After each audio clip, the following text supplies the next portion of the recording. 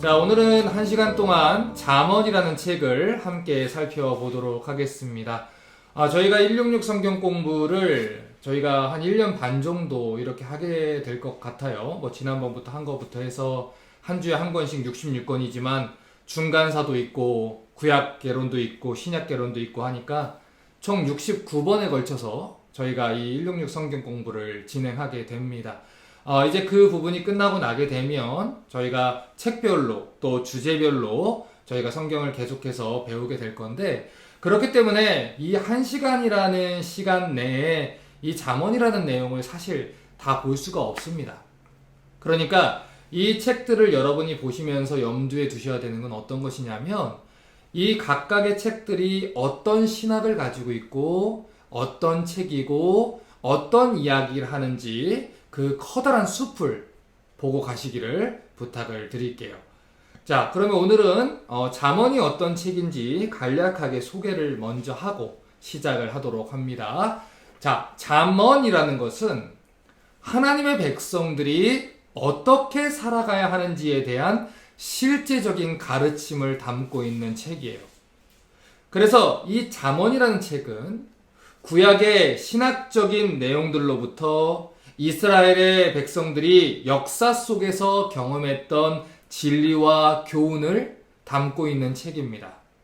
지금으로부터 약 3000년 전 솔로몬과 아굴, 르무엘, 그리고 우리는 이름을 알 수 없지만 또 다른 지혜자들에 의해서 기록된 짧고 간결한 격언집들을 모은 것이 이 잠언이라 할 수 있는데, 이 잠언은 하나님 백성들이 어떻게 인생을 살아가야 하는지, 삶의 실제적인 측면을 아주 구체적으로 다루고 우리에게 충고를 주고 있는 아주 중요한 책이에요. 잠언의 히브리어 제목은 미슐레 쉘로모입니다. 이 미슐레 쉘로모라는 뜻은 솔로몬의 잠언이다 라는 뜻이에요. 히브리어 미슐레는 마샬이라고 하는 히브리 동사에서 이렇게 파생된 명사인데, 이 뜻은 다스리다 라는 뜻이 있습니다. 그래서 잠언이라는 말을 쉽게 풀이해 드리면 사람의 마음과 행동을 다스리는 말씀이라는 뜻이 되는 거예요. 그리고 그런 의미를 가지고 있기 때문에 우리가 가지고 있는 한글 성경에서 이 책을 번역할 때는 바늘잠이라는 글자에 말씀 언자로 번역을 했습니다. 말 그대로 바늘로 찌르는 것 같은 말씀이다, 이렇게 번역을 했어요. 그렇게 번역한 이유는 이 잠언이라는 책의 목적이 하나님 백성들에게 하나님의 말씀과 여호와의 도, 여호와의 길을 가르치고 의로운 길을 가르쳐서 의의 길로 돌이키게 하려는 목적을 가지고 있기 때문입니다. 그래서 이 잠언 말씀은 마치 바늘로 찌르는 것 같이 직설적이고 실제적인 교훈을 가지고 있는 책이에요. 자, 다음으로 잠언의 저자를 살펴봅니다. 잠언 1장 1절입니다. 다윗의 아들 이스라엘 왕 솔로몬의 잠언이라. 자, 지금 이 구절을 보면 잠언이 솔로몬의 작품이다 라고 우리가 결론을 내릴 수 있겠지만, 사실 이 잠언을 들여다보면 잠언은 솔로몬 혼자 쓴 작품이 아니에요. 이 잠언 내에 가지고 있는 그런 기록들을 보면 솔로몬도 있지만 이름을 알 수 없는 여러 사람의 지혜자들이 있고, 또한 아굴, 그리고 르무엘의 어머니가 쓴 잠언들을 우리는 알 수 없는 그 잠언의 편집자들이 후손들에게 교훈을 주기 위해서 수집하고 정리한 일종의 격언 모음집이다 라고 할 수가 있죠. 자, 잠언 25장 1절을 볼게요. 이것도 솔로몬의 잠언이요 유다왕 히스기야의 신하들이 편접한 것이니라. 자, 지금 읽은 것처럼 잠언 25장부터 29장까지의 내용은 솔로몬의 잠언은 맞아요. 그런데 유다 왕 히스기야의 신하들이 편집한 것이다 라고 이렇게 부연 설명을 하고 있다는 거예요. 자, 뒤로 넘어가서 30장 1절을 보겠습니다. 이 말씀은 야게의 아들 아굴의 잠언이니 그가 이디엘과 우갈에게 이른 것이라. 자, 지금 읽은 대로 잠언 30장은 야게의 아들 아굴이라고 하는 사람의 잠언이다 라고 말합니다. 아직까지도 우리는 이 야게가 누구냐, 이 성경학자들이 밝혀내지 못했다고 하는데, 이것은 성경이 하나님의 진실될 말씀이라고 하는 또 하나의 변증적인 증거가 돼요. 왜냐하면 만약에 이 저자를 지어내고 만들어내려고 했으면 아무 이름이나 가져다 붙였을 수도 있겠지요. 하지만 성경의 저자들과 편집자들은 하나님 앞에서 겸손한 자세로 이 저자 문제를 다룬 거예요. 거짓 없이. 알지 못하면 그냥 모르는 대로 저자의 이름을 그냥 익명으로 뒀다는 것입니다. 이게 바로 성경의 진실성을 보여주는 하나의 증거가 되는 것이죠. 자, 어쨌든 오늘 이 시간에는 야게의 아들 아굴이라는 사람이 이 잠언 30장을 썼다. 이것만 알고 넘어가도록 하겠습니다. 잠언 31장 1절을 또 보면 르무엘 왕의 말씀한 바 곧 그 어머니가 그를 훈계한 잠언이라. 자, 이 구절을 보면 르무엘이라고 한 왕의 어머니가 자신의 아들을 훈계한 내용이다 라고 얘기를 합니다. 이처럼 잠언의 저자는 여러 명이라는 것이죠. 자, 그런데 왜 우리는 잠언의 저자를 솔로몬으로 알고 있을까요? 지금 우리가 가지고 있는 성경책은요, 이 표지가 있고 타이틀이 앞에 있죠. 장절 구분이 돼 있고 타이틀이 앞에 다 달려 있어요. 그런데 원래 성경 가지고 있는 성경에 기록된 문서들은 두루마리 형태로 보존되어 있습니다. 그래서 이 두루마리 돌돌 말려있는 두루마리의 가장 위에 그 가장 앞줄에 쓰인 게 타이틀이 됐어요. 그게 바로 두루마리의 제목이 된다고요. 그런데 이 잠언에 처음 시작되는 게 솔로몬의 잠언이다 라고 돼 있기 때문에 이 책의 제목을 솔로몬의 잠언이다 이렇게 우리가 부르는 거라는 것이죠. 책의 형태와 관련이 있는 것입니다. 자, 다음으로는 잠언의 목적을 좀 볼게요. 잠언 1장 2절부터 6절입니다. 이는 지혜와 훈계를 알게 하며 명철의 말씀을 깨닫게 하며 지혜롭게, 의롭게, 공평하게, 정직하게 행할 일에 대하여 훈계를 받게 하며 어리석은 자로 슬기롭게 하며 젊은 자에게 지식과 근신함을 주기 위한 것이니 지혜 있는 자는 듣고 학식이 더할 것이요 명철한 자는 모략을 얻을 것이라. 잠언과 비유와 지혜 있는 자의 말과 그 오묘한 말을 깨달으리라. 자, 이게 잠언의 기록 목적이에요. 잠언의 기록 목적은 잠언을 읽는 사람들에게 지혜와 가르침을 소개를 하는 데 목적이 있습니다. 하나님의 뜻에 맞는 인생의 방향과 자세를 가르치는 데 목적이 있다는 것이죠. 그래서 이 잠언의 목적을 좀 더 구체적으로 말하면 언약 백성의 그 가정 그리고 그 언약 백성 사회의 안전을 보존하기 위해서 백성들을 훈련시키고 하나님 말씀으로 교육하는 목적을 가지고 있습니다. 그래서 이 잠언을 저는 한 줄로 요약하면 이렇게 표현할 수 있을 것 같아요. 성도들의 삶의 실제적인 경건 교과서 이렇게 표현할 수 있을 것 같아요. 우리 성도들 삶의 실제적인 경건 교과서. 잠언이 이 수집된 과정을 보면 이 잠언 25장부터 29장을 모았던 이 히스기야 왕과 그 편집자들과 관련이 있는데 여러 성경학자들은 그게 아마 히스기야 통치 초반에 있었던 그 신앙 개혁 운동과 관련이 있지 않았느냐 이렇게 생각을 해요. 이 열왕기하 18장 1절부터 6절이나 역대하 29장에서 31장의 내용을 보면 히스기야 왕이 이제 종교 개혁을 일으킵니다. 그래서 여러 산당들을 다 뒤집어 엎고 주상을 깨뜨리고 아사라 목상을 찍어버리고 노뱀을 다 그냥 부수고 그렇게 하면서 여호와를 의지하고 하나님만 섬겨라 이렇게 종교 개혁을 일으켜요. 그런 개혁 운동을 히스기야 왕과 그 당시 사람들이 벌일 때에 이 부분에 해당하는 그 잠언들이 이렇게 수집된 게 아닐까 학자들은 그렇게 추정을 한다는 것이죠.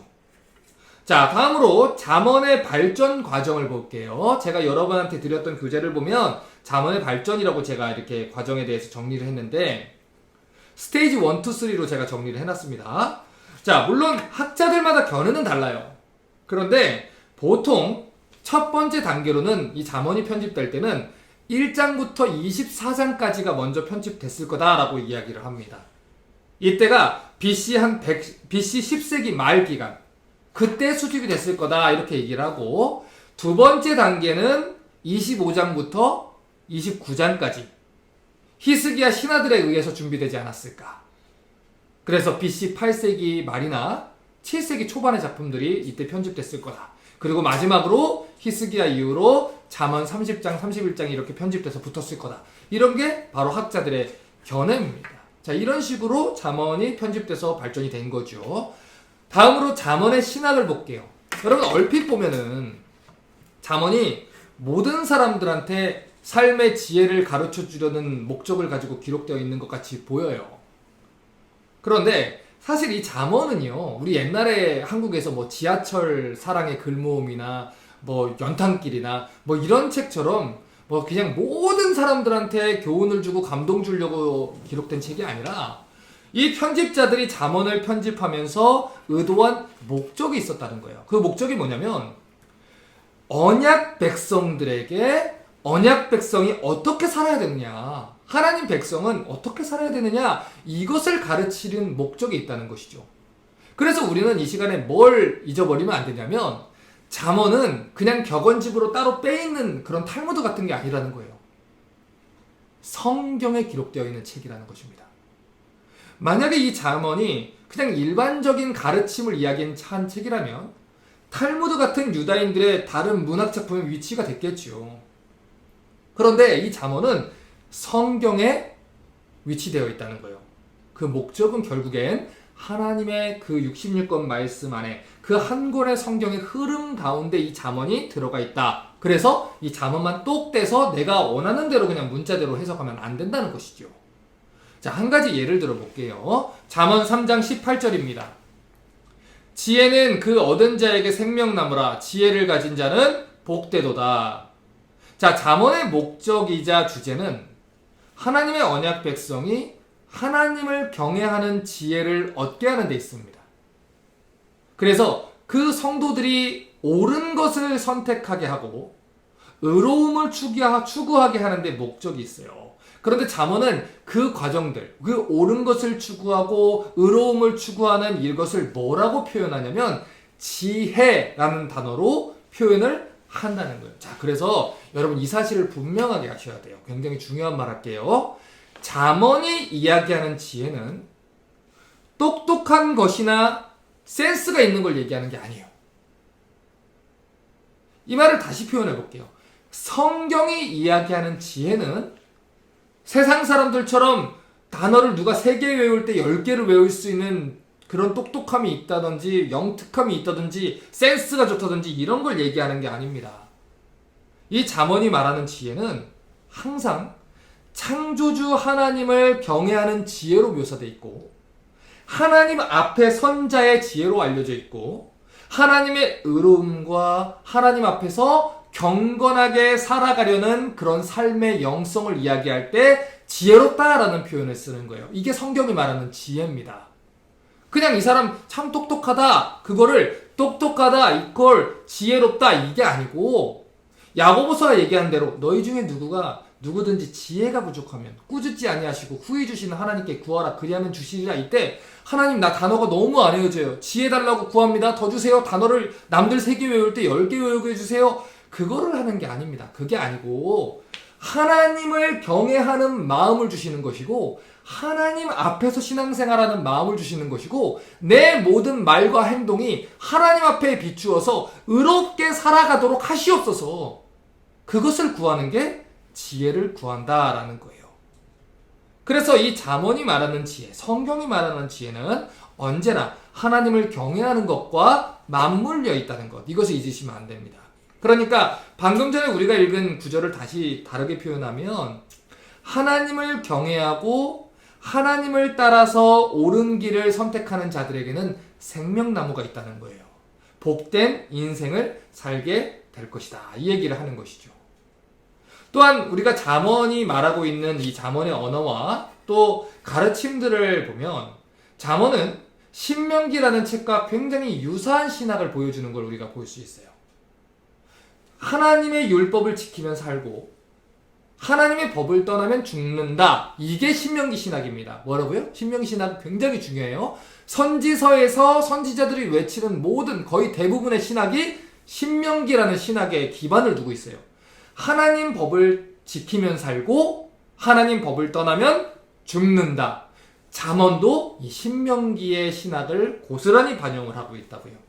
이걸 잠언의 서론이라고 부르는 부분에서 우리가 굉장히 분명하게 발견을 할 수 있습니다. 잠언 1장 7절에서 9절을 한번 볼게요. 여호와를 경외하는 것이 지식의 근본이오늘 미련한 자는 지혜와 훈계를 멸시하느니라. 내 아들아, 내 아비의 훈계를 들으며 내 어미의 법을 떠나지 말라. 이는 내 머리에 아름다운 관이요 내 목에 금사슬이니라. 자, 이 말씀과 잠언에서 강조하는 내용들을 보면 결국 같은 맥락의 말을 하는 거예요. 잠언이 계속 강조하는 게 뭡니까? 아비의 훈계를 들어라. 어미의 법을 떠나지 말아라. 하나님 말씀 들어라 이거예요. 물론 지금 잠언이라는 게 아버지와 어머니의 이미지를 가지고 오기는 했어요. 그런데 사실 잠언이 강조하는 건 딱 하나입니다. 하늘 아버지의 말씀을 잘 듣고 순종하는 것이죠. 그런데 왜 여기서 어머니의 법이라는 표현을 썼을까요? 어미의 법. 아버지의 법이라고 하면 되잖아요. 하나님 아버지니까. 그 이유는 지혜라는 단어를 히브리어에서는 여성형으로 표현을 해요. 우리가 남성형 동사, 여성형 동사, 남성형 명사, 여성형 명사 있죠. 그래서 이 히브리어에서는 어머니라는 이미지를 가지고 있는 그 히브리 문학 기법에 따라서 지혜라는 것을 어머니의 법이다라는 표현으로 이렇게 강조를 한 겁니다. 하지만 사실 이게 표현적인 그런 거지 잠언이 말하는 것은 하나님 아버지의 법과 율례를 떠나지 말아라라는 것을 강조하는 것입니다. 그래서 잠언의 신학은 언약 백성들에게 하나님 경외해라 이것을 명하는 신명기 메시지와 같은 맥락을 가지고 있다는 것이죠. 신명기 28장 1절을 봅니다. 내가 내 하나님 여호와의 말씀을 삼가 듣고 내가 오늘날 내게 명하는 그 모든 명령을 지켜 행하면 내 하나님께서 너를 세계 모든 민족 위에 뛰어나게 하실 것이라. 자, 지금 이 구절을 보면 하나님 아버지 말씀 듣고 그 명령을 지켜 행하면 하나님이 돌보실 거다라고 약속하는 걸 볼 수 있어요. 이걸 잠언의 언어로 바꿔서 말하면 아비의 말씀 잘 듣고 어머니의 법을 떠나지 않으면 그들이 평안할 것이다. 이 얘기예요. 신명기 28장 15절을 보면 이렇게 말하죠. 내가 만일 내 하나님 여호와의 말씀을 순종하지 아니하여 내가 오늘날 내게 명하는 모든 명령과 규례를 지켜 행하지 아니하면 모든 저주가 내게 임하고 내게 미칠 것이다. 자, 이것도 잠언의 언어와 동일한 가르침을 주는 거예요. 아비의 법을 따르지 않고 어미의 규례를 따르지 않으면 화가 있을 것이다. 잠언이 말하는 거죠. 그러니까 잠언도 신명기도 하나님의 자녀들에게 하나님의 언약과 아버지의 법을 지키라는 가르침을 동일하게 주고 있다. 이 동일한 신학을 이야기하고 있다. 이것을 이해해야 됩니다. 그래서 잠언은 지혜를 이야기할 때 언제나 여호와를 경외함과 연결을 시킵니다. 지혜를 거부하는 건 여호와 경외하는 걸 거부하는 거고 여호와의 말씀을 듣지 않는 것이다. 이런 의미가 되는 거예요. 자, 다음으로 잠언 9절을 보겠습니다. 제가 여러분 교재에 드렸어요. 자, 먼저 방금 전에 살펴봤듯이 잠언 1장 1절부터 6절은 잠언의 저자, 기록 목적 이렇게 대해서 얘기를 했어요. 그리고 잠언 1장 7절부터 9장 18절까지를 잠언의 서론이다 부릅니다. 그런데 1장 7절부터 9장 18절까지를 이 서론이 나머지 잠언을 이해할 수 있는 해석적인 발판을 마련해줘요. 그래서 이 잠언 전체를 이해하는 기본이 된다는 것이죠. 이 나머지 구조들은 여러분이 이 교재의 내용들을 보면 알 수 있는 내용이고, 자, 그러면 지금부터는 이 잠언의 내용에 대해서 한번 좀 살펴볼게요. 제가 방금 전에 말했듯이 잠언이 1장 7절부터 9장 18절까지가 잠언의 서문이다, 이 서론이다 라고 얘기를 하는데, 이 잠언의 서론에는 신학적인 토대이자 핵심 가르침이 여기 기록되어 있습니다. 나머지 부분은 사실 이 서론 부분을 보충하는 역할을 하게 돼요. 그런데 이 서론도 학자들마다 구조를 좀 다르게 해요. 그런데 저는 이 시간 여러분하고 얘기할 때 부모가 가르치는 7개의 교훈하고 2개의 지혜 교훈으로 이 서론이 구성되어 있다라고 여러분한테 얘기하고 싶어요.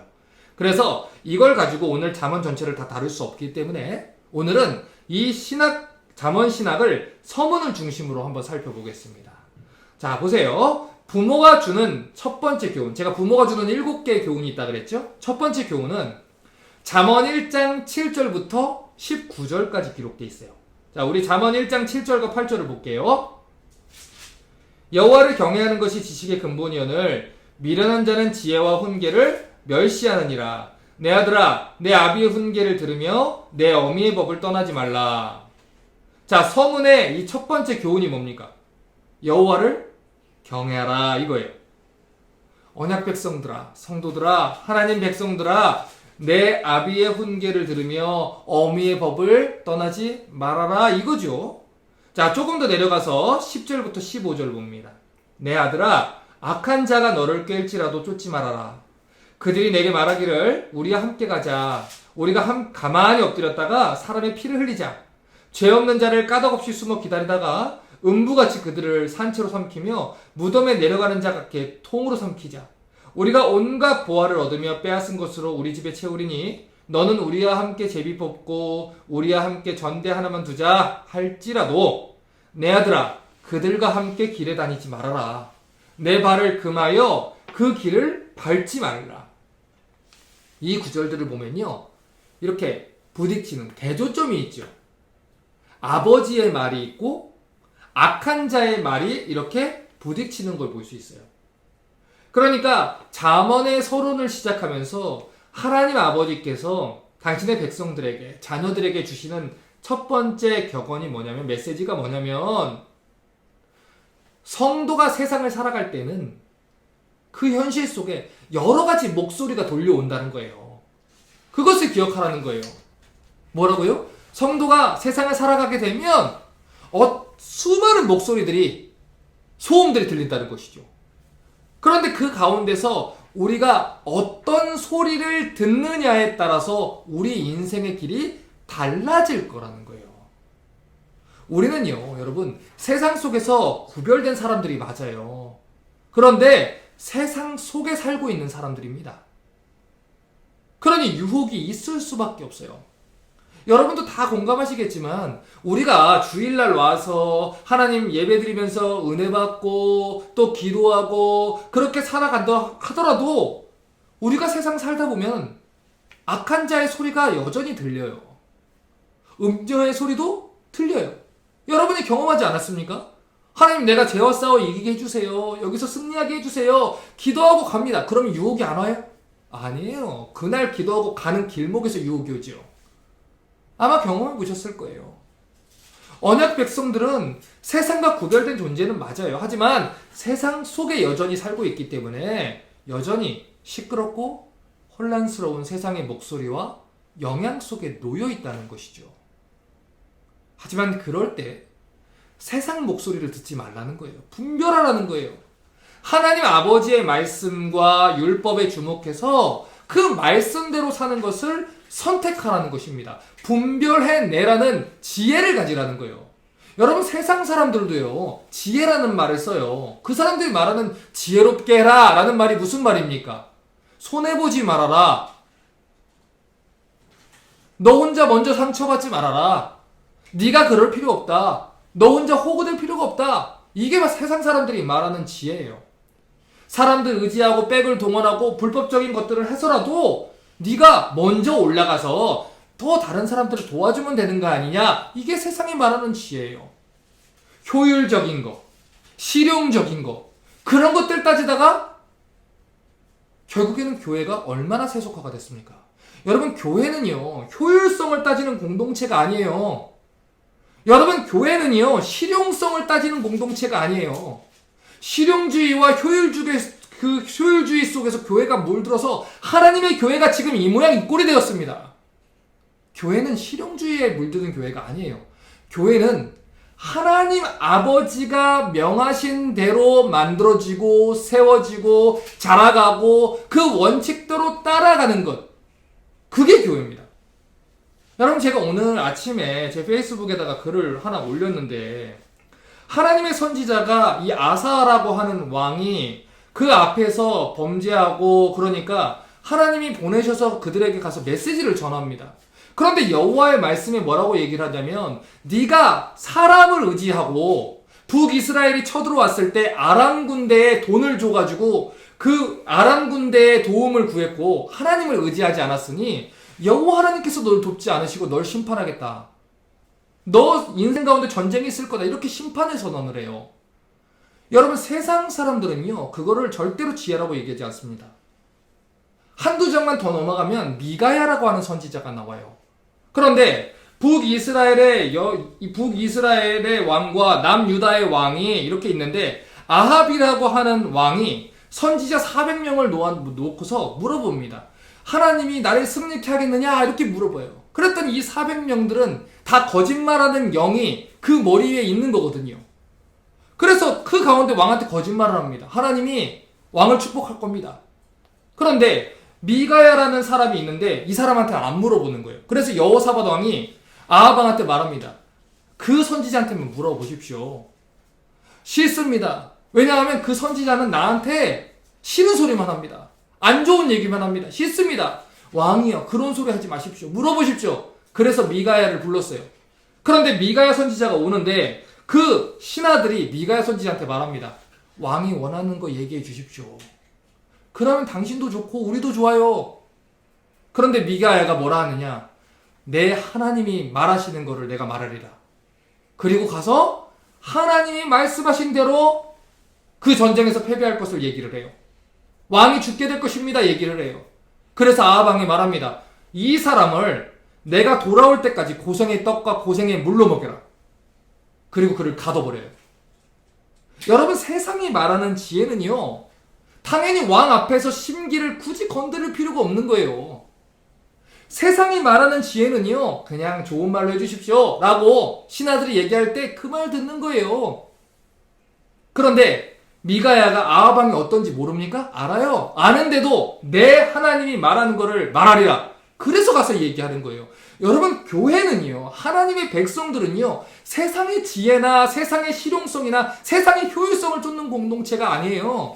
하나님이 뭐라고 말씀하셨느냐 그거를 얘기하는 공동체가 교회입니다.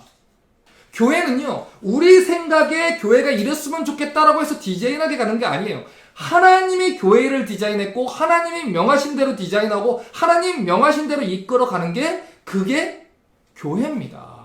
우리는요 여전히 이 세상 속에 있어요. 교회가 천상으로 들려 올려진 게 아닙니다. 우리는 여전히 교회 속에 있지만 세상 사람들과 같이 세상 사람들이 같이 보는 미디어에 노출되어 있고 세상들이 가지고 있는 가치관에 노출되어 있고 세상 사람들이 이야기하는 것들에 귀가 열려 있어요. 그런데 그런 가운데서 하나님의 교회와 하나님의 성도들은 크리스찬들은 분별해야 된다는 거예요. 무엇이 하나님의 말씀이냐 무엇이 하나님이 원하시는 거냐 이걸 분별해야 된다는 거죠. 로마서 12장 2절을 보세요. 너희는 이 세대를 본받지 말고 오직 마음을 새롭게 함으로 변화를 받아 하나님의 선하시고 기뻐하시고 온전하신 뜻이 무엇인지 분별하도록 하라. 로마서도 분명하게 말해요. 여전히 우리는 세상 속에 사는 사람들이라 세상의 소리가 들려요. 그런데 아무리 세상 속에 살아도 우리는 구별된 존재들이에요. 그래서 우리는 세상의 목소리에 귀를 기울이고 세상에게 영향받고 세상에게 물들어서 가버리면 안 된다는 거예요. 그러니 분별하는 지혜가 필요하고 거룩하게 구별되어야 한다는 거죠. 이게 잠언의 서문 중에서도 가장 중요한 서문입니다. 시끄럽고 혼란한 세상 속에서 하나님 말씀에 귀를 기울여야 된다는 거예요. 하나님 법을 따르는 것만이 살 수 있는 길이다. 이게 잠언에서 가장 중요한 얘기예요. 그러면 보세요. 하나님 말씀에 귀를 기울이고 하나님의 법을 따르려면 가장 먼저 뭐를 해야 되겠습니까? 말씀을 읽어야죠. 말씀을 봐야죠. 말씀을 묵상해야죠. 말씀을 배워야죠. 하나님이 어떤 분인지 알아가야죠. 호세아가 뭐라고 말합니까? 내 백성이 지식이 없으므로 망하는도다. 하나님 아는 지식이 없으면 망한다는 거예요. 하나님 백성들은 하나님 아는 지식이 없으면 결단코 지혜로운 선택을 할 수가 없다는 것입니다. 그래서 여러분의 모든 에너지를 다 쏟아서 하나님이 뭐라고 말씀하셨는지, 그 말씀이 무슨 뜻인지, 하나님이 무슨 말씀을 주셨는지 보고, 듣고, 배우고, 지켜나가는데 최선을 다하십시오. 여러분, 제가 자주 하는 말 중에 그 말이 있어요. 매일 뜨거워야 된다고. 여러분, 우리는 하나님 앞에서 매일매일 더 뜨거워야 되는 거예요. 매일매일 하나님을 더 알아가는데 어떻게 더 뜨겁지 않을 수가 있습니까? 매일매일 그리스도께서 하나님이 이 죄인을 위하여 행하신 일을 배워가는데 그 은혜를 깨닫게 되는데 우리가 어떻게 매일매일 더 뜨겁지 않을 수가 있어요? 온라인 예배 때문에요? 코로나 때문에? 온라인 예배를 드려서 하나님의 능력이 사라졌습니까? 온라인 예배를 드려서 하나님을 알 수가 없습니까? 아니에요. 우리에게 하나님이 성경 말씀을 주셨어요. 이렇게 하나님 말씀을 듣고 배울 수 있는 기회를 주셨어요. 그러면 하나님을 알아가는데 힘쓰는 거예요. 하나님의 은혜를 알아가는데 힘쓰는 거예요. 내가 하나님을 어떻게든 더 알아가길 원하고, 목사님 말씀 한 글자로 더 가르쳐 주세요. 더 가르쳐 주세요. 그렇게 그 하나님을 알아가는데 우리가 힘을 써야 된다는 것이죠. 여러분, 그런데 우리의 문제가 무엇인지 아십니까? 우리는요, 하나님의 목소리보다 세상 사람들 목소리에 귀를 기울인다는 게 문제예요. 예를 들어 보세요. 어떤 문제에 대해서 우리가 선택을 하게 될 때 우리는 하나님의 말씀을 보면서 하나님이 어떤 분인지, 무엇을 원하시는 분인지, 하나님이 중요하게 여기시는 가치는 뭔지, 기준은 뭔지, 이걸 분별하려고 에너지를 쏟지 않아요. 우리는 보통 사람들을 찾아가서 물어요. 사람들의 의견을 듣는데 시간을 훨씬 더 많이 사용합니다. 하나님이 돈이라는 가치에, 시간이라는 가치에, 내가 가지고 있는 선택이라는 가치에, 하나님의 사람으로서 어떻게 살아가야 하는 가치에 무엇을 말하는지 그것을 알아가고 하나님의 뜻을 묻기보다는 사람들을 찾아가서 당장에 묻고 그들의 의견을 듣는데 시간을 훨씬 더 많이 사용한다는 거예요. 또한 우리는요, 하나님께 물어보기보다는 사람들한테 묻는 걸 훨씬 더 익숙하게 여겨요. 하나님 말씀 듣는 것보다 사람의 경험과 판단에 의한 의견들을 듣는 게 훨씬 더 익숙하다는 거예요. 하지만 여러분, 분명하게 말씀드릴게요. 그렇게 하셔서는 안 됩니다. 성도들은 하나님 말씀에 귀를 기울여야 돼요. 사람들을 만나서 이야기하는 것보다 100배는 하나님의 말씀에 더 귀를 기울이셔야 되고, 하나님께 기도하고 하나님과 대화하고 무엇이 하나님 음성인지 무엇이 세상의 목소리인지 분별해야 된다는 거예요. 그렇지 않고서는 생명의 길을 걸어갈 수 없고 의로운 길을 걸어갈 수 없다는 것입니다. 그래서 이 시간 분명하게 이 사실을 알고 가셔야 돼요. 성도들이 하나님의 말씀을 모르고 세상에서 승리할 수 있다고 기대하는 건 헛된 꿈이에요. 하나님 말씀을 모르는 상태에서 우리가 세상에서 절대로 하나님 뜻대로 살 수 없습니다. 자기 소견에 옳은 대로 살아가게 되는 거예요. 여러분, 사사시대의 이스라엘 백성들이 하나님께 예배드리지 않아서 타락한 게 아니에요. 정말 놀라운 사실이 뭔지 아십니까? 그 당시 이스라엘 백성들은요, 예배를 드렸어요. 그 당시 이스라엘 백성들도 헌금을 했어요. 그 당시 이스라엘 백성들도 내가 하나님을 사랑한다고 여겼어요. 그런데 하나님은 평가하시기를 뭐라고 얘기했냐면, 그들이 하나님을 알지도 못하고 하나님의 말씀도 알지도 못하고 여호와를 잃어버리고 자기 소견에 옳은 대로 살았다. 이렇게 평가를 한다는 것입니다. 나는 하나님을 예배한다고 해요. 나는 하나님의 뜻을 안다고 해요. 나는 하나님 뜻대로 살아간다고 해요. 말은 그렇게 해요.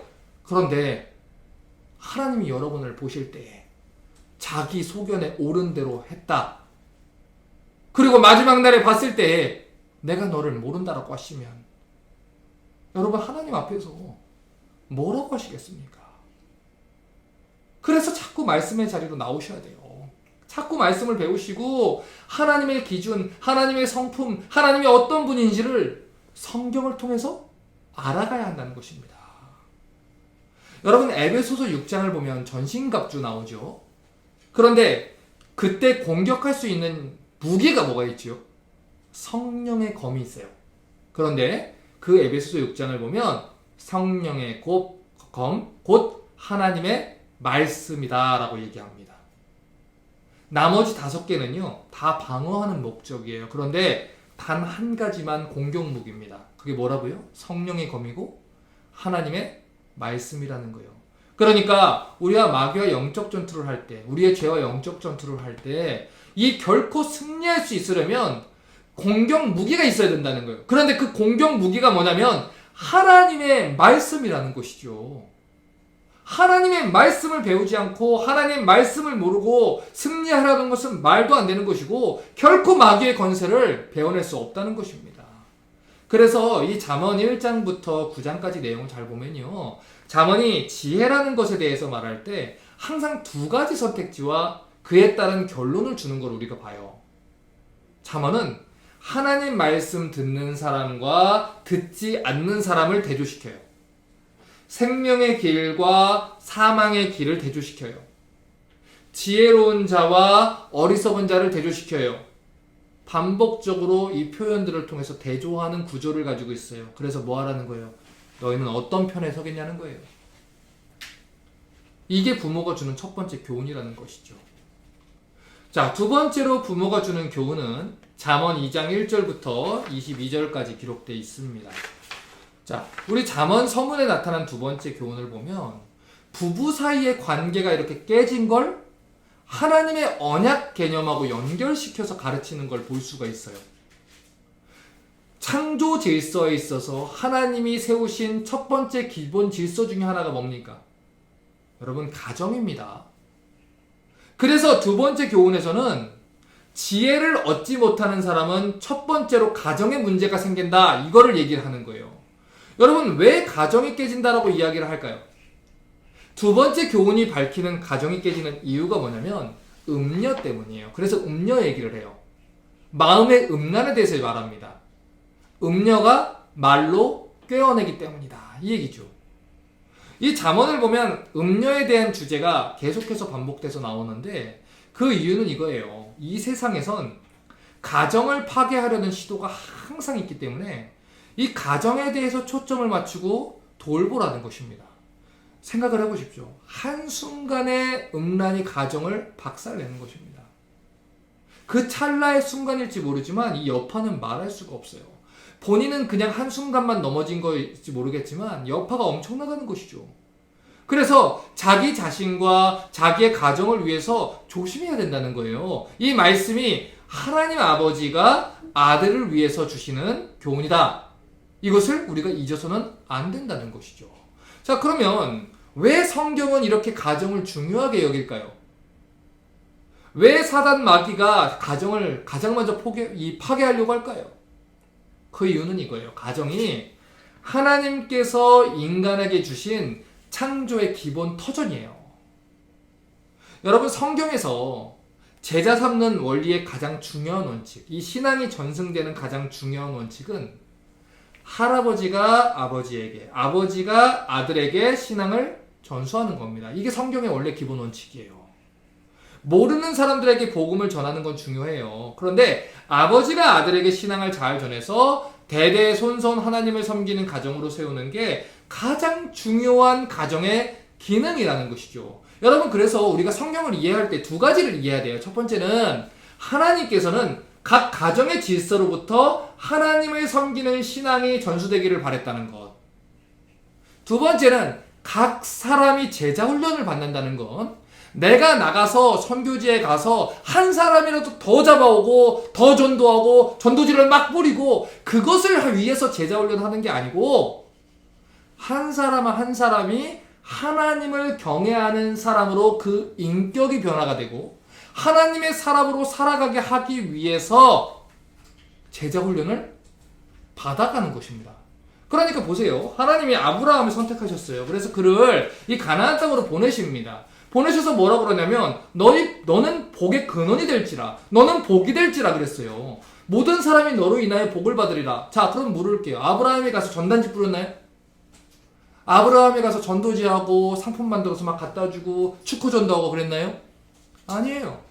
그런데 아브라함이 복의 근원이 된다고 얘기했어요. 무슨 말입니까?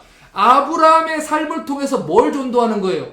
하나님을 경외하는 사람의 삶이 무엇인지, 여호와를 방패로 삼은 사람의 삶이 무엇인지, 하나님 말씀대로 사는 삶이 어떻게 살아가는지를 그 아브라함의 삶으로 보여주는 거예요. 그걸 보는 가운데 세상 사람들이 저 사람은 뭔데 저렇게 살까? 나도 저 사람처럼 복받고 싶다. 그렇게 아브라함 속으로 같이 들어와서 아브라함으로 인하여 복음이 전파되는 것. 이게 복의 근원이 되는 하나님의 방법입니다. 그러니까 우리가 제자 훈련을 받는다는 건요, 누군가를 가서 너는 또 전도하고 걔는 또 전도하고 걔는 또 전도해서 사람을 얼마나 많이 잡아오느냐, 교회로 잡아오고 애를 낳고 또 양육하고 또 애를 낳고 또 양육하고 또 애를 낳고, 이런 차원의 얘기를 하는 게 아니에요. 우리가 하나님 앞에서 어떤 사람으로 변화되어 가느냐, 우리의 인격이 하나님 앞에서 어떤 식으로 자라가느냐, 그 훈련을 하는 거라고요. 그런데 왜 지금 수많은 교회들과 가정들이 다, 하나님 섬긴다는 가정들이 다 박살난 줄 아십니까?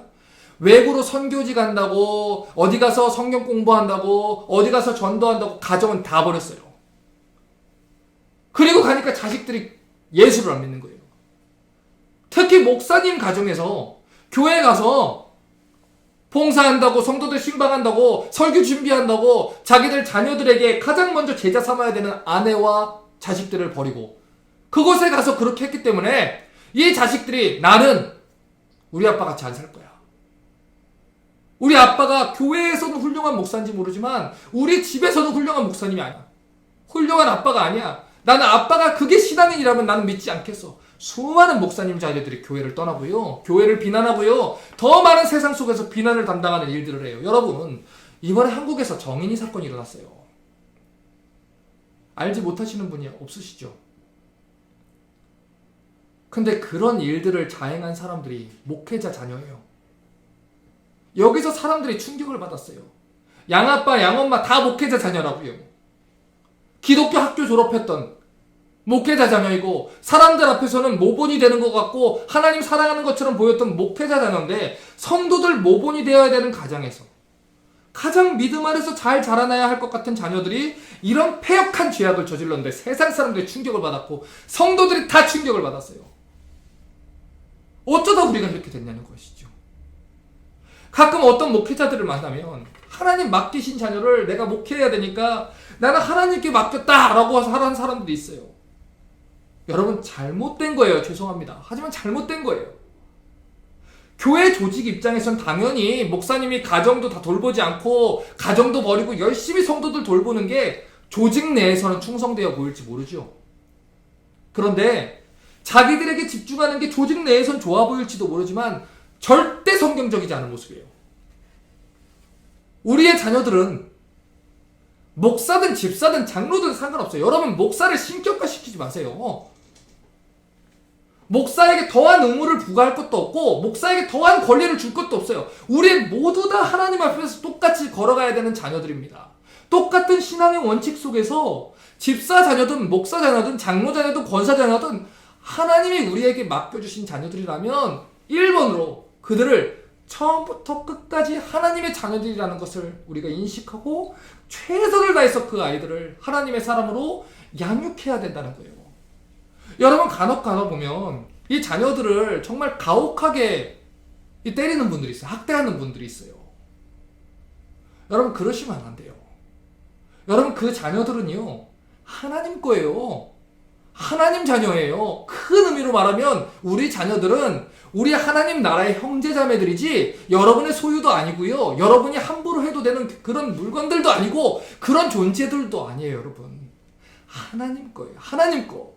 하나님이 여러분에게 맡겨주신 귀한 자녀들이에요. 그들에게 복음을 전하고 말씀대로 사는 것이 무엇인지 가르쳐서 하나님 백성으로 살아가게 하는 것, 그 복의 근원이 되라고 하나님이 여러분에게 자녀들을 맡겨주신 거예요. 그런데 하나님 맡겨준 자녀를 왜 다시 하나님한테 맡겨요?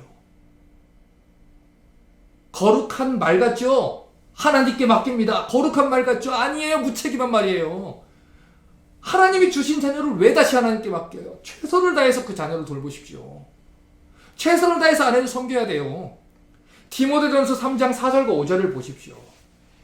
교회를 돌보는 감독의 자격을 말할 때요, 가정에 대한 엄한 기준을 바울이 이렇게 언급했어요. 보세요. 자기 집을 잘 다스려 자녀들로 모든 단정함으로 복종케 하는 자라야 할지며, 사람이 자기 집을 다스릴 줄 알지 못하면 어찌 하나님의 교회를 돌아보리요. 자, 성경이 분명하게 얘기하는 거예요. 자기 가정도 돌보지 않는 사람이 무슨 하나님의 교회를 돌보냐는 것이죠.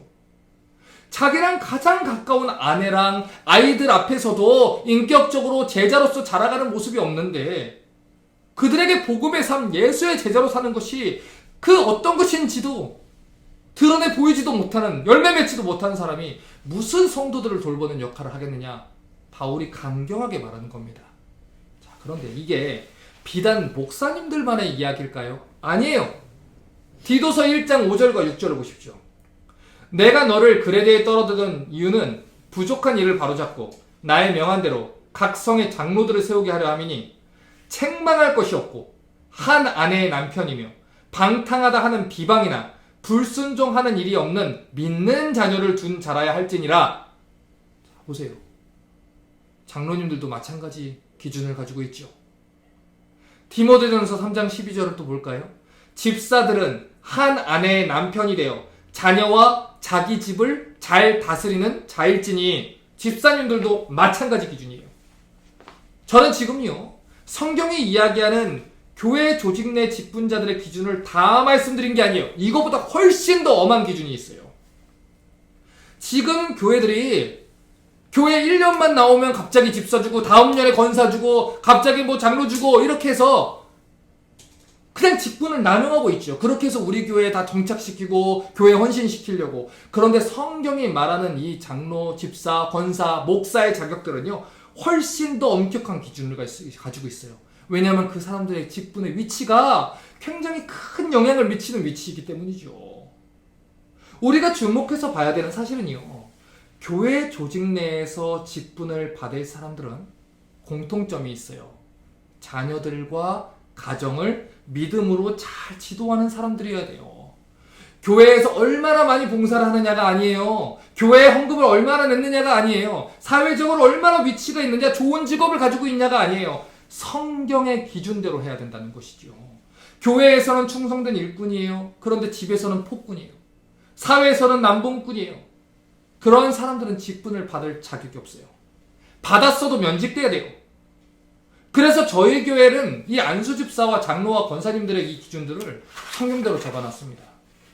그래서 아무나 직분을 받을 수가 없어요. 죄송해요. 서운하실 수도 있어요. 아직은 뭐 시간이 있기 때문에 모르겠지만 그럴 수 있어요. 하지만 교회는 하나님 겁니다. 그래서 하나님이 말씀하신 대로 할 때 교회는 탈이 없어요. 그걸 듣는 게 지혜라는 거예요. 현대 교회들이 하는 대로 따라가는 게 아니에요. 다른 교회들은 어떻게 하는지 봅시다. 평균화를 칩시다. 이게 아니에요. 성경이 뭐라 하느냐. 하나님이 하신 데는 이유가 있다. 하나님이 말하는 대로 하는 게 이유가 있다. 야, 옛말에 어른 말을 들으면, 부모님 말을 들으면 자다가도 떡이 생긴다 그랬는데, 하물며 하나님 말을 들으면 어떻게 되겠어요? 성경 기준대로 해야 된다는 것이죠. 그래서 이 사실을 우리는 알아야 돼요. 아무리 여러분이 교회에서 신실하게 사역하고 교회 조직에 충성한다 해도, 아무리 많은 선교지를 방문하고 좋은 일을 많이 하고 전도하는 데 힘을 쓴다 해도, 여러분 가정에서 실패하면 여러분의 경건은 헛된 것입니다. 아무리 여러분이 신실한 일꾼으로 교회에서 한다고 해도 가정에서 신앙인으로 살아가지 못하면 그건 제대로 살고 있는 게 아니에요. 가까운 곳에서부터 최선을 다해서 섬기는 우리가 돼야 돼요. 여러분 보세요. 한 가지만 더 예를 들어볼까요? 여러분 교회에, 지금 미국은 텍사스는 그래도 주차 문제가 좀 낫죠. 한국에 계신 분들은 주차 문제가 난리예요. 그런데 여러분, 교회마다 주차 문제 때문에 난리인데, 여러분 교회 앞에 오면요, 사람들이요 이 클렉션 울리지도 않고요, 인상 쓰지도 않고서 소리 지르지도 않아요. 왜 그러는지 아세요? 우리 교회 사람일 수도 있고요, 우리 교회 아는 사람들일 수도 있어서 거기서는 부드럽게 다 운전해요. 그런데 조금만 외곽으로 빠지면 그 운전이 그렇게 되지 않아요. 그런데 그것들 다 누가 보고 있어요? 하나님 보고 계시고요. 여러분이 교회 근처에서 운전하는 모습과 저 지방도로에서 운전하는 게, 하이웨이에서 운전하는 게 다르다는 걸 여러분 차에 동석하고 있는 아내와 아이들이 다 보고 있어요. 여러분이 교회 앞에서 그렇게 하는 것과 세상 사람들한테 그렇게 하는 것들 아이들이 보고 있고요. 가족들이 다 보고 있어요. 그래서 가까운 곳에서부터 최선을 다해서 섬기는 우리가 돼야 돼요. 그게 제자훈련이고요. 그게 우리가 제자 되어서 섬겨야 되는 인격의 제자훈련의 목표가 되어야 되는 거예요. 이게 두 번째 교훈입니다. 자, 조금 속도를 내볼게요. 세 번째 교훈은 잠언 3장 1절부터 35절이에요. 자, 세 번째 교훈의 이 잠언의 기자는 여호와를 의지하고 여호와를 경외하는 신앙에 대해서 말해요. 패역한 자와 정직한 사람, 악인의 집과 의인의 집, 거만한 자와 겸손한 자, 지혜로운 자와 미련한 자, 이 이미지들을 대조시켜요. 그래서 뭐 하라는 거예요? 하나님 법을 선택해라. 의의 길을 따라라. 이게 세 번째 교훈입니다. 네 번째 교훈은 잠언 4장 1절부터 27절 기록되어 있어요. 4장이 기록되어 있는데 여기서도 동일해요. 하나님의 법을 지켜라. 악한 길에서 떠나라. 이게 네 번째 교훈이에요. 다섯 번째 교훈은 5장에 기록되어 있습니다.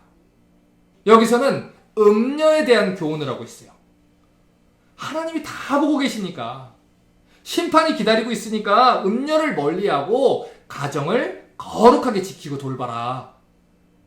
여섯 번째 교훈은 6장에 기록되어 있는데 여기에는 구체적인 삶의 부분에 대해서 예를 들어서 담보 잡는 거나 게으른 거나 악한 자에 대한 경고나 음녀에 대한 교훈에 대해서 실질적인 교훈들을 말하고 있어요. 그리고 일곱 번째 교훈은 7장에 기록되어 있는데 음녀의 유혹과 음란에 대한 경고를 다시 한번 강력하게 반복해서 가르치고 있습니다. 자, 7장 27절을 볼까요?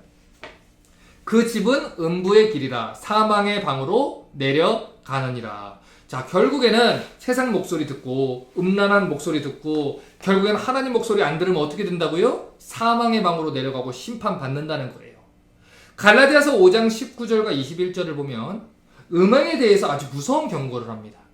육체의 일은 현저하니 곧 음행과 더러운 것과 호색과 우상숭배와 술수와 원수 맺는 것과 분쟁과 시기와 분냄과 당 짓는 것과 불리함과 이단과 투기와 술 취함과 방탕함과 또 그와 같은 것들이라. 전에 너희에게 경고한 것 같이 경계하노니 이런 일을 하는 자들은 하나님 나라를 유업으로 받지 못할 것이로. 자, 그런데 이 구절에서 육체의 일이라는 거에 대해서 경고를 하면서 가장 먼저 나오는 게 뭐예요? 음행과 더러운 일이에요. 이게 처음에 나와요. 음행의 결과는 하나님 나라를 유업으로 받지 못한다는 것이죠. 그러니까 구원받은 성도들이라면 그 음란의 목소리를 듣지 않을 거라는 거예요. 그러니 하나님 목소리 들으라는 거예요. 그래서 반복적으로 이 잠언이 아비의 목소리를 들어라, 아비의 목소리를 들어라, 그렇게 얘기를 하는 것입니다. 갈라디아서 5장이 이 육체의 소욕을 따르는 것, 그리고 성령의 소욕을 따르는 걸 대조해서 이야기하지 않습니까? 잠언도 똑같아요. 아버지의 목소리를 듣고 따를 거냐, 아니면 음정의 목소리를 듣고 따를 거냐, 지혜를 쫓아 의의 길을 따를 거냐, 아니면 악인의 길을 따를 거냐, 그 이야기를 한다는 것입니다. 그러니까 하나님 경외하고 의의 길을 쫓아야 된다라는 가르침은 잠언만 하는 게 아니에요. 로마서, 갈라디아서 할 것 없이 성경 전체에 기록되어 있는 신학이라는 것입니다. 그래서 시편 1편도 복 있는 자 그리고 악인의 길을 대조시키지 않습니까? 결국 세상 속에 살아도 하나님 목소리를 분별하는 게 중요한 거고 하나님 뜻을 따라서 의의 길을 쫓아야 한다는 거, 그게 중요하다는 거예요. 예전에 되게 오래된 그 가스펠 중에 그 찬양 있죠. 오늘 집을 나서기 전에 기도했나요? 저는 그 찬양을 굉장히 좋아했어요. 오늘 집을 나서기 전 기도했나요? 오늘 집을 나서기 전에 하나님 말씀 붙들고 기도하고, 오늘 내가 사람들하고 대화하기 전에 하나님 말씀 붙들고 기도하고, 오늘 내가 어떤 문제를 선택하기 전에 하나님 말씀을 듣고 또 기도하고, 혹시라도 내가 이 가운데 내 욕망을 따라 살진 않는가? 하나님 말씀이 아닌 내 기준대로 살지 않는가? 항상 하나님 말씀을 듣는 거예요. 하나님 말씀대로 행하는 거예요. 여러분 분명하게 말씀드릴게요. 심지어 여러분의 부모님, 여러분의 남편, 여러분의 아내, 여러분의 자녀, 여러분의 가장 친한 사람들, 여러분의 멘토라고 하는 사람들 다 중요한 말을 할 수 있어요. 하지만 여러분 하나님 목소리를 최우선으로 여기십시오. 하나님 목소리 들어야 돼요. 여러분 믿는 사람들도 다 실수할 수 있어요. 믿는 사람들도 연약할 수 있어요. 믿는 사람들도 흐리멍텅한 얘기할 수 있어요. 우리가 쫓아야 되는 건 믿는 사람의 목소리가 아니에요. 심지어 그게 담임 목사의 말이라고 하더라도 하나님 목소리를 분별하셔야 돼요. 하나님 목소리를 따라 가야 한다는 거예요. 이렇게 부모가 주는 7개의 교훈이 끝나요. 그리고 8장과 9장엔 이 또 다른 지혜자의 교훈을 수록하고 있습니다. 자, 여기서도 지혜가 우리를 부르는 것, 그리고 지혜의 가르침에 따라서 살아야 한다. 이 메시지를 연결하고 있는데 7장 13절을 한번 볼게요. 그 계집이 그를 붙잡고 입을 맞추며 부끄러움을 모르는 얼굴로 말하되, 자, 음녀가 하나님의 백성을 붙잡고 목소리를 높인다라고 이야기해요. 자, 그러면 음녀가 뭐라고 하는지 보세요. 7장 18절부터 25절입니다. 오라 우리가 아침까지 흡족하게 서로 사랑하며 사랑함으로 희락하자. 남편은 집을 떠나 먼 길을 갔는데 은 주머니를 가졌은즉 보름에나 집에 돌아오리라 하여 여러 가지 고운 말로 혹하게 하며 입술에 호리던 말로 꿰므로 소년이 곧 그를 따랐으니 소가 푸주로 가는 것 같고 미련한 자가 벌을 받으려고 쇠사슬에 매이는 가는 것과 일반이라. 필경은 살이 그 간을 뚫기까지 이를 것이라. 새가 빨리 그물로 들어가되 그 생명을 잃어버릴 줄을 알지 못한가 일반이니라. 아들들아 나를 듣고 내 입이 말해 주의하라. 내 마음이 음녀의 길로 치우치지 말며 그 길에 미혹치 말지어다. 자, 여기서도 아버지 목소리와 음녀 목소리가 대조되죠? 그런데 누구의 목소리를 들어라라고 얘기해요? 아버지 목소리 들으라는 거예요. 세상 목소리에 기울이지 말고 음녀의 귀에 그 치우쳐서는 안 된다는 것이죠. 그래서 8장 1절부터 4절에 이렇게 말하는 거예요. 지혜가 부르지 아니하느냐, 명철이 소리를 높이지 않아야 하느냐, 그가 길가의 높은 곳과 사거리에 서며 성문 격과 문 어기와 여러 출입하는 문에서 불러 가로되, 사람들아 내가 너희를 부르며 내가 인자들에게 소리를 높이노라. 하나님이 우리를 부르고 계시다는 거예요. 하나님의 말씀이 우리를 찾고 계시다는 것이죠. 특별히 우리 교회 같은 경우는 화요일에도 목요일에도 북시어링으로 하나님께서 당신의 종을 사용해서 외치게 하시죠. 수요일에 또 외치게 하시죠. 또 주일에 또 외치게 하시죠. 그 외치고 있어요. 왜 그러고 있어요? 내가 너희를 부르며 내가 인자들에게 소리를 높이노라. 하나님이 여러분에게 목소리를 높이고 계시는 거예요. 말씀을 들려주시기를 원하는 거예요. 의의 길을 선택하도록 하나님이 부르시고 요청하고 있는 거예요. 8장 32절을 보십시오. 아들들아 이제 내게 들으라. 내 도를 지키는 자가 복이 있느니라. 이렇게 애타게 부르신다는 거예요. 어떻게든 우리를 의의 길로 초청하려고. 이게 바로 잠언이 말하는 아버지의 부르짖음이라는 것입니다. 자, 이제 잠언의 결론을 내릴게요. 성도들의 모든 삶에는 항상 두 가지 목소리가 들려요. 하지만 우리가 분명히 알아야 되는 건 지혜가 길가의 높은 곳과 사거리에 서서 우리를 부르고 있다는 겁니다. 그러니 마지막 날에는 우리가 핑계할 수 없다는 걸 알고 하나님을 경외하는 마음으로 선택을 해야 된다는 거예요. 아버지 목소리 듣고 순종하든지 아니면 외면하고 그 결과를 감당하든지 둘 중에 하나를 해야 된다는 것입니다. 그래서 잠언 9장으로 가면 1장부터 8장까지의 내용을 이제 정리하는 내용으로 기록되어 있어요. 그런데 우리가 주목해서 봐야 되는 게 뭐냐면 1장과 9장을 보면 수미쌍갈식, 인클루시오라고 하죠. 또 뭐 샌드위치 구조라고 하죠. 그 구조를 가지고 있어요. 처음과 끝이 동일하다는 얘기예요. 9장 10절 보세요. 여호와를 경외하는 것이 지혜의 근본이요 거룩하신 자를 아는 것이 명철이니라. 자, 이거 어디서 본 것 같지 않습니까? 1장 7절 다시 보세요. 여호와를 경외하는 것이 지식의 근본이오늘 미련한 자는 지혜와 훈계를 멸시하느니라. 결국엔 지혜와 지식의 근본이 뭐예요? 여호와를 경외하는 거예요. 여호와를 의식하고 여호와를 경외하고 여호와를 사랑하고 여호와를 두려워하고 여호와 하나님을 의식하고 여호와 하나님을 생각하고 살아가는 거예요. 내 모든 생각과 선택의 중심에 하나님이 있는 거예요. 말 한마디를 해도 하나님이 기준이 되는 거예요. 행동 하나를 해도, 선택 하나를 해도 하나님이 기준이 되는 거예요.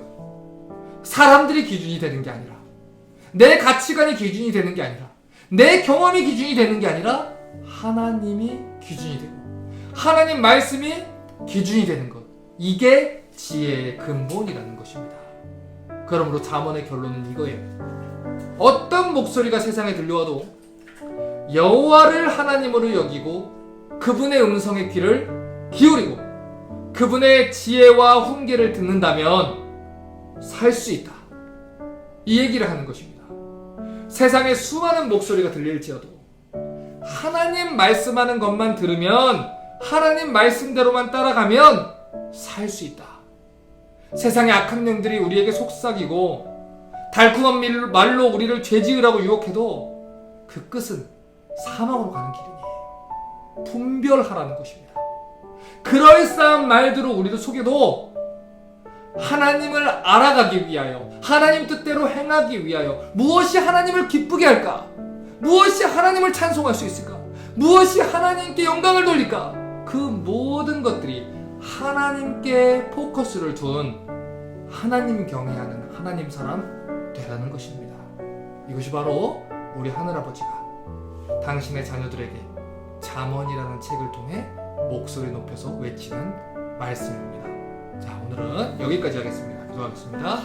하나님, 오늘은 잠언 말씀을 배웠습니다. 하나님만이 우리 삶의 기준이 되어주시고 하나님의 말씀만이 우리의 모든 선택의 중심이 되어주시옵소서. 하나님 앞에서 그 중심을 말씀 위에 놓고 흔들리지 않게 하시며, 하나님, 모든 사람들이 틀리다고 해도 하나님이 옳다고 하면 그 길을 걷게 할 수 있는 용기 주시고, 모든 사람들이 맞다고 해도 하나님이 아니라 하면 그 길에서 벗어날 수 있는 담대함을 허락해 주시옵소서. 그리하여 주의 선지자들 같이 하나님을 목숨 걸고 사랑할 수 있는 주의 모든 종들이 일어날 수 있도록, 많은 종들이 우리 리스타 철치에서 일어날 수 있도록 주여 우리를 긍휼하게 여겨 주시옵소서. 예수님의 이름으로 기도합니다. 아멘.